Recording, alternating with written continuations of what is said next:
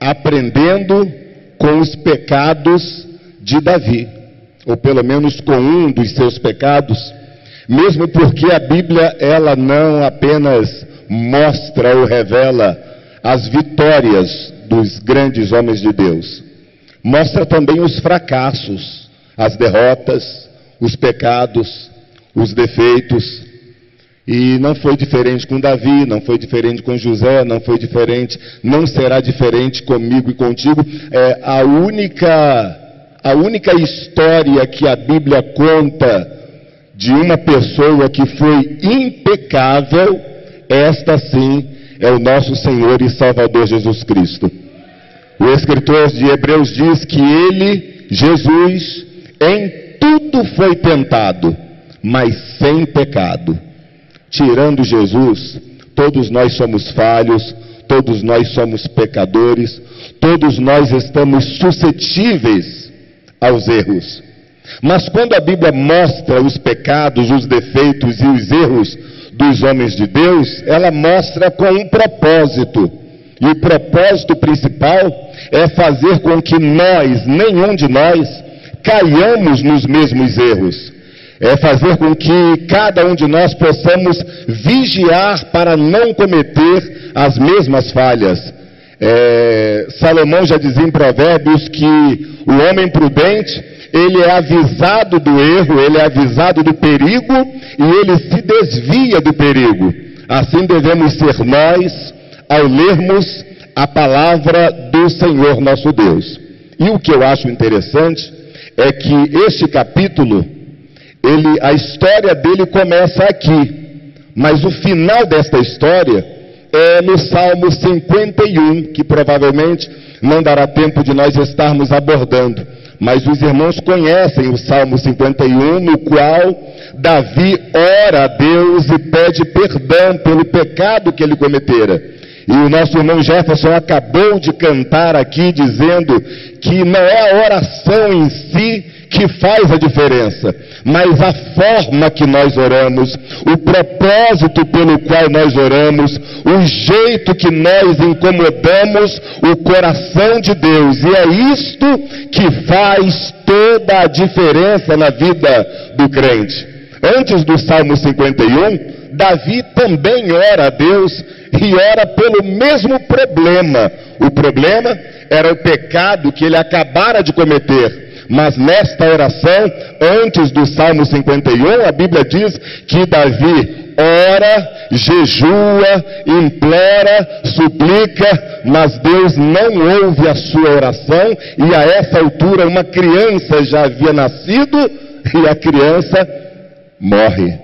Depois da morte da criança, aí entendemos que Davi se quebranta, ora a Deus agora, Salmo 51, não necessariamente nesta ordem cronológica, mas é apenas para os irmãos entenderem. Davi ora a Deus agora com o coração quebrantado, e Deus ouve a sua oração, e Deus perdoa seus pecados, e Deus o restitui. Então as histórias bíblicas servem para nos mostrar que todos nós somos falhos, todos nós somos pecadores, todos nós estamos suscetíveis ao pecado, porém todos nós também temos a oportunidade dada por Deus de nos quebrantarmos, de nos arrependermos, de confessarmos os nossos pecados. E se todos nós temos a possibilidade de pecar, e todos nós também temos a possibilidade de nos arrepender, todos nós podemos contar com a graça, com o favor e com o perdão de Deus para as nossas vidas. E Deus, quando perdoa, Ele perdoa. Aliás, já posso garantir que o perdão de Deus, ele não é baseado no nosso arrependimento. Eu estou me referindo àquele arrependimento fictício, aquele só para inglês ver, aquele que a gente fala de boca, mas não está realmente arrependido no coração. Porém, quando a gente se arrepende de verdade, quando a gente se quebranta de verdade, quando a gente pede perdão de verdade, quando a gente confessa de verdade, a Bíblia diz que Deus pega o nosso pecado, joga no mar do esquecimento e coloca uma placa bem grande dizendo: é proibido pescar. Está perdoado? Está perdoado de verdade. Mas para estar perdoado de verdade, é necessário confessar, é necessário se arrepender de verdade. Antes de chegarmos no capítulo 11 de 2 Samuel, a gente tem que se lembrar que Davi, desde garotinho, ele já colecionava vitórias. Os irmãos se lembram que ele mesmo relatou para Saul que venceu o leão, venceu o urso, venceu o gigante, depois deste relato. A Bíblia diz que Saul colocou Davi, depois de um certo tempo, como capitão dos seus exércitos. E Davi teve muitas vitórias. E caminhando ainda no relato bíblico, Davi assume o trono de Israel. E no capítulo 10 deste mesmo livro, 2 Samuel, o capítulo 10 relata várias vitórias de Davi como o novo rei de Israel. Mas de repente a gente chega no capítulo 11 e encontra um Davi fragilizado pelo pecado. Já esta informação serve para dizer para nós que não importa quantas vitórias nós já tivemos na nossa vida espiritual, não importa quantos gigantes nós já derrubamos, não importa quantos leões e quantos ursos e quantos gigantes já enfrentamos e já vencemos, precisamos estar sempre atentos, porque o diabo, nosso adversário, anda ao nosso derredor, bramando como leão, procurando a quem possa tragar. Precisamos estar sempre atento aos seus ardis, porque o diabo, ele não respeita a nossa coleção de vitórias. O que o diabo respeita é a nossa integridade de vida diante de Deus e diante dos homens. Davi, ele colecionava vitórias. A essa altura, aqui no capítulo 11, Davi já era um grande campeão, era o rei de Israel, campeão de várias batalhas. Repito, venceu o urso, venceu o leão, venceu o gigante. Porém, no capítulo 11, Davi é posto para lutar contra o seu próprio eu. E nesta batalha, ele simplesmente perde a batalha. E por que Davi perdeu a batalha contra o seu próprio eu? E quais são as lições que nós podemos tirar desta derrota de Davi? O que é que eu e você podemos fazer para também não sermos derrotados como foi Davi? É sobre isso que nós, em rápidas palavras, estaremos falando. E o primeiro ponto que eu salientei é o que está contido no primeiro versículo. E aconteceu que, tendo decorrido um ano, no tempo em que os reis saem para a guerra, Davi enviou a Joabe e a seus servos com ele e a todo o Israel, para que destruíssem os filhos de Amon e cercassem Rabá. Finalzinho do versículo. Porém, Davi ficou em Jerusalém. Geralmente, o pecado nasce a partir de alguma omissão ou negligência. Este é o primeiro ponto que precisamos aprender. O texto diz: no tempo em que os reis saíam para a batalha. No capítulo 10, já falamos que Davi venceu muitas batalhas. Porém, de repente, Davi se encontrava diante de mais uma batalha.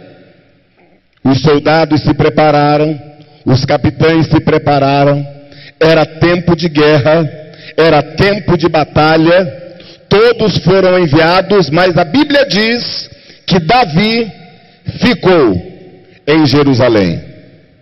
Era tempo de guerra, mas Davi ficou em Jerusalém. Era tempo de batalha, mas Davi simplesmente ficou. Davi simplesmente se omitiu. O apóstolo Paulo nos diz que os dias que vivemos são dias de trevas, são dias nebulosos, são dias trabalhosos, são dias de batalha, e infelizmente existem muitos de nós que ao invés de estarem imbuídos deste sentimento de batalha, preferem simplesmente ficar. Preferem simplesmente não se envolver na batalha espiritual, na batalha pela fé que uma vez foi dada aos santos. É tempo de batalha e eu e você precisamos batalhar. Muitas vezes, os que não estão batalhando pensam que estão em vantagem em relação àqueles que estão no campo de batalha. Porque quem está no campo de batalha se cansa. Quem está no campo de batalha se estressa. Quem está no campo de batalha se desdobra. Quem está no campo de batalha às vezes não tem tempo para nada, porque recebe seta de tudo quanto é lugar. E a pessoa que não foi para o campo de batalha está com seu tempo livre, está tranquilo, pensa que está levando vantagem. Mas deixe-me dizer uma coisa nesta noite: quem não se envolve na batalha espiritual já é um perdedor. Quem não se envolve na batalha espiritual não está avançando e nem está parado, mas está verdadeiramente regredindo na sua vida espiritual. Mas Deus nesta noite, Ele quer que nós nos envolvamos na batalha. Pastor, como é que se envolve na batalha? A gente se envolve orando, a gente se envolve jejuando, a gente se envolve bendizendo, a gente se envolve fazendo a obra, a gente se envolve falando do amor de Deus, a gente se envolve desenvolvendo atividade sim na igreja, na obra do Senhor. Procure uma maneira de se envolver na batalha espiritual, porque eu repito, geralmente o pecado nasce a partir da nossa omissão e da nossa negligência. Mateus capítulo 13, versículo 24 e 25, a Bíblia diz que havia um senhor que possuía um campo, e neste campo tinha alguns vigias e trabalhadores. Mas veja o que diz o versículo 24 e 25 do capítulo 13 de Mateus. Jesus propôs outra parábola dizendo: o reino dos céus é semelhante ao homem que semeia boa semente no seu campo.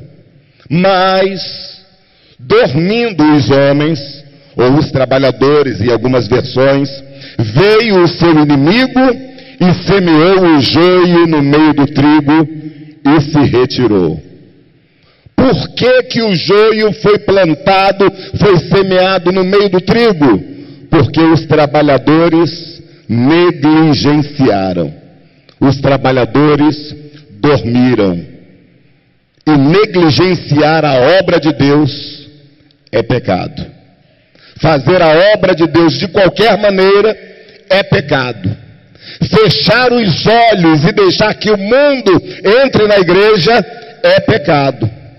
Não corrigir a erva daninha que sorrateiramente vai tentando entrar na igreja e distorcer os nossos bons costumes, as nossas boas doutrinas bíblicas, por sinal, não fazer isto, não combater estas ervas, não combater este mal, se constitui em pecado diante de Deus. E o pecado nasce da nossa omissão. Não adianta apenas fechar os olhos, precisamos combater combater contra o pecado, porque contra o pecado não existe acordo, não existe conversa. O que é santidade, o que é pecado, e cada um precisa decidir se quer viver uma vida de santidade ou viver uma vida de pecado. Mas aí o diabo vai semeando uma erva daninha aqui, um joio ali. Isso não faz mal, fazia mal, mas agora não faz mais. No início da nossa fé, o Espírito Santo põe a sua boa semente da palavra no nosso coração e diz: meu filho, não anda desse jeito, não anda dessa maneira, não anda dessa outra maneira. Aí com o passar do tempo a gente vai ficando crente maduro, aí a gente dorme, o diabo joga a semente do mal, daqui a pouco a gente está dizendo: isso não faz mal, isso também não faz mal, aquilo também não faz mal. Se é para ser crente maduro desse jeito, eu prefiro continuar sendo crente menino, porém atento às coisas dos céus e olhando para Cristo e vivendo uma vida de santidade. Os trabalhadores dormiram. Mateus capítulo 25, versículo 3. Quem pode ler, por favor?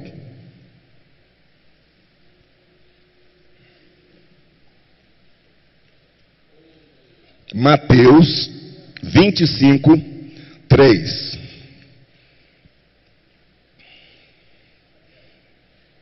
Está na tela. Ora, as insensatas, também conhecidas como as imprudentes, também conhecidas como as loucas, tomando as lâmpadas, não levaram azeite consigo. Aí precisa de um pouquinho só de esforço para entender o versículo. Bem, se não levaram azeite, a lâmpada estava apagada? Não, a lâmpada estava acesa. Ué, então tinha azeite? Então elas levaram? Sim, levaram. Mas este versículo não está falando do azeite que ia nas lâmpadas. Este versículo está falando do azeite de reserva, porque elas eram iguais às outras. Quem olhava para as 10, viam 10 virgens, 10 convidadas, 10 meninas com lamparinas, viam 10 lamparinas acesas, viam 10 lamparinas com azeite dentro, mas 5 não levaram azeite de reserva. Quando você lê todo o texto, você percebe que o pecado das virgens loucas não foi estar dormindo. Não, todas dormiram. O pecado das virgens loucas não foi não acordar quando o noivo veio. Não, todas acordaram. Então qual foi o grande pecado das virgens loucas? A imprudência, a loucura, a negligência, a omissão de não ter azeite de reserva. Porque o pecado, vou repetir, geralmente nasce a partir da omissão e da negligência. Então você entende que não ter azeite de reserva é pecado. Orar de menos é pecado. Não se consagrar é pecado. Não se aproximar de Deus em vida de consagração é pecado. Não mortificar a sua carne para fortalecer o seu espírito é pecado. A nossa omissão se constitui num gravíssimo pecado. Quando nós lemos e entendemos a história de Davi, a gente percebe que o seu grande pecado não foi se deitar com a esposa do soldado. Ué, pastor, não foi? Não. O grande pecado de Davi foi se omitir em um momento que todos estavam em batalha, em um momento que todos estavam em guerra, em peleja. Ele propôs no coração dele: eu não vou. Foi aí que começou o pecado de Davi. Depois disso, o restante foi tudo consequência de uma imprudência. Isto quer dizer que quando você decide não se consagrar, quando você decide não orar, quando você decide não ter o seu devocional com Deus, quando você decide não vigiar, quando você decide não ser um crente espiritual, é neste momento que já começou a sua queda e o seu pecado, porque o pecado geralmente nasce na nossa omissão e da nossa negligência. Eu poderia citar vários outros exemplos, mas o tempo já foi embora e não saímos do tópico número 1, mas lembremos-nos de Eva. Exemplo simples. Se lembra de Eva? Se lembra por que ela foi criada? A Bíblia diz que Eva foi criada para ser adjuntora, assessora, para estar ao lado de Adão. Quando você vai lá para Gênesis, se não me engano, capítulo 2, você vê Eva conversando com a serpente. E de repente você pergunta, 3, obrigado. Não era para ela estar do lado de Adão? Cadê Adão quando Eva conversava com a serpente? Eva simplesmente, preste atenção nisso, negligenciou a presença de Adão. Se entendemos que Eva é o retrato da igreja e Jesus é o nosso segundo Adão, estar na presença de Jesus nos garante proteção. Se Jesus não estiver por perto, a gente corre o risco de cair na lábia da serpente. Se não estivermos na presença de Jesus, corremos sério risco de sermos envolvidos por nossas concupiscências. Mas Deus, nesta noite, Ele possui um antídoto contra o pecado da omissão e da negligência, e eu vou terminar já neste primeiro tópico. E o antídoto de Deus é: encha a sua mente com as coisas de Deus. Esta é a solução de Deus para o problema do pecado e da omissão. Davi, ele possuía todas as ferramentas para vencer a si mesmo e não venceu. Não venceu porque não se apropriou das ferramentas. E uma das principais ferramentas que Deus nos concede é nós alimentarmos a nossa mente com coisas boas. Mas por que digo isso? Porque tem gente que só pensa besteira, tem gente que só pensa coisa ruim, tem gente que tem tantos motivos para pensar coisas boas, mas prefere ficar pensando coisas ruins, coisas que não edificam, coisas que o colocam para baixo. Abra sua Bíblia lá em Filipenses 4:8, você já deve conhecer este versículo. Filipenses 4:8. Quanto ao mais, irmãos, tudo que é verdadeiro, tudo que é, meu óculos de longe não está aqui, honesto, tudo que é justo, tudo que é, se há alguma, e se há algum, nisto pensai. Ocupa a sua mente com estas coisas boas. Se há alguma virtude, se é honesto, se é saudável, se tem verdade, se é santo, se é de boa fama, ocupe a sua mente com coisas boas. Já tem um ditado muito antigo, mas coloca antigo nisso que você conhece, que diz que mente vazia é oficina do diabo. Colossenses 3, de 1 a 4. Escrevendo aos Colossenses, o apóstolo Paulo diz que nós não somos mais de nós mesmos, E a nossa vida está escondida com Cristo em Deus. Nosso pastor pregou sobre isso na semana passada.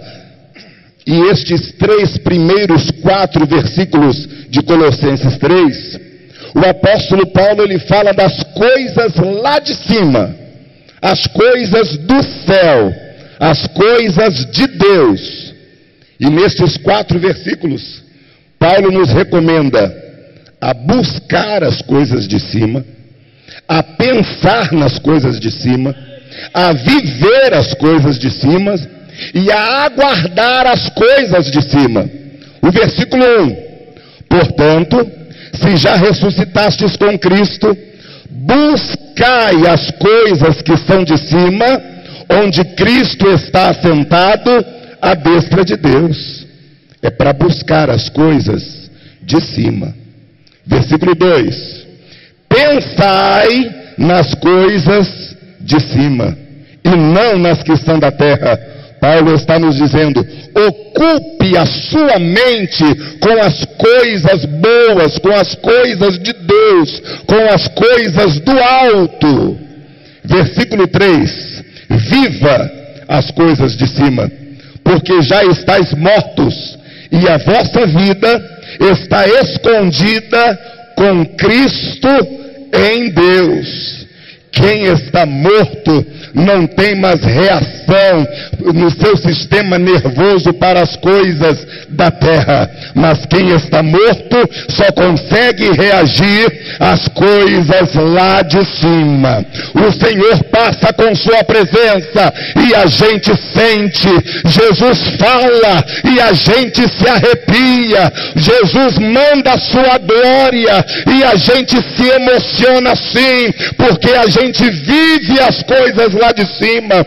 Então, para aqueles que pensam nas coisas de cima, que buscam as coisas de cima e que vivem as coisas de cima, só resta uma recomendação do apóstolo Paulo, versículo 4: quando Cristo, que é a nossa vida, se manifestar, então também vós vos manifestareis com Ele em glória. Se você pensa, se você busca, se você vive, então fica ligado, porque a qualquer momento nós seremos levados lá para cima, nós seremos atraídos pelas coisas lá de cima. O antídoto de Deus contra o pecado da omissão é ocupar a nossa mente com as coisas de Deus. Jesus uma certa vez disse: buscai primeiramente, Mateus 6,33, o reino de Deus e a sua justiça. O que é buscar o reino e a justiça do reino? Buscar o reino é querer que o reino aconteça na vida dos outros. Buscar a justiça do reino é querer que o reino de Deus aconteça na sua própria vida.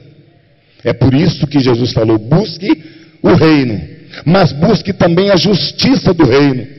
Não queira ver apenas os outros vivendo o reino, mas viva você mesmo o reino. Infelizmente, muitas pessoas estão dentro do reino, mas pensando apenas nas coisas desta vida.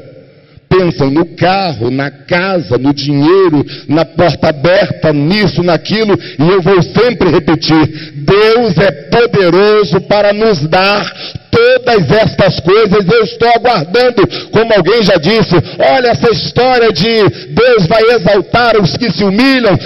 Gente, vamos ser logo abençoados, porque a fila tem que andar. Eu também estou nessa fila aguardando a minha bênção, mas as coisas desta vida não são as imprescindíveis. Sabe por quê? Buscai primeiro o reino de Deus e a sua justiça, e as demais coisas, disse Jesus, vos serão acrescentada. Então Jesus está nos dizendo com todas as palavras que aquilo que nós já temos do reino já é o suficiente para nós vivermos nesta vida. Aquilo que nós já temos da parte de Deus já é o suficiente. Agora, se nós buscarmos o reino e a justiça do reino, todas as coisas sobressalentes serão acrescentadas. Talvez você não precise de uma casa na Barra, você pode morar em Cordovil, mas se Deus quiser te dar uma casa na Barra, Ele vai te dar uma casa na Barra da Tijuca. Talvez você não precise de uma Land Rover, talvez um Fiat Uno resolva o seu problema, mas se Deus quiser te dar um carro importado, Ele vai te dar. Porém, isso são coisas que Deus acrescenta. Aquilo que Ele já tem te dado já é o suficiente para você viver e adorar e glorificar e bendizer e exaltar o nome dEle. Eu termino citando as palavras de Paulo em 1 Coríntios 15, 19.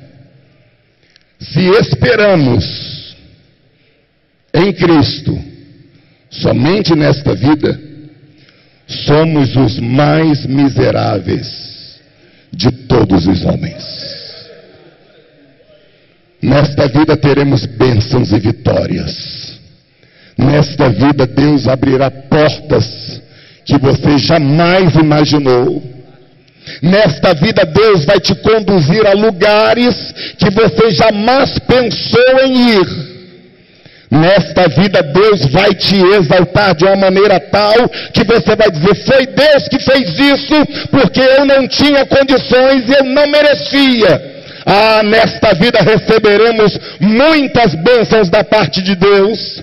Mas se esperamos em Jesus apenas nesta vida, somos os mais miseráveis dentre os homens, porque tem coisa maior para nós, tem coisa melhor para nós, tem céu, tem ruas de ouro, tem muro de jaspe e cristal, tem nome escrito no livro da vida, tem maná escondido, tem coroa de glória, coroa de justiça.